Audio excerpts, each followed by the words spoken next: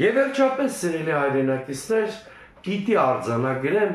որ այս քայլով Նիկոլ Փաշինյանը, այսինքն ատամներով պահելով Խուժանին, երկրում հրահրում է քաղաքացիական բախումներ,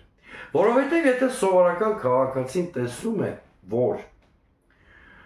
որևէ պաշտոնյա ձեռքերին կարող է ազատություն տալ ու անպատիժ մնալ կամ ընդհանրապես ներողությամբ ջրել պատմությունը, ինքը մտածում է, որ նույն ձևով կարող է լուծել իր հարցերը,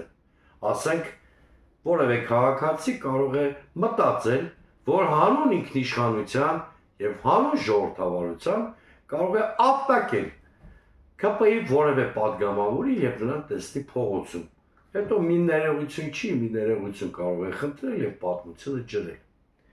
Մյուս կողմից, երբ որ իրավապահ մարմինները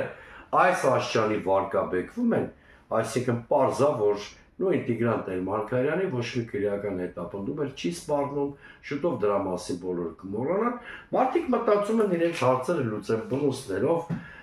ասենք ոստիկանություն կամ քննչական մարմիններ դիմելու փոխարեն։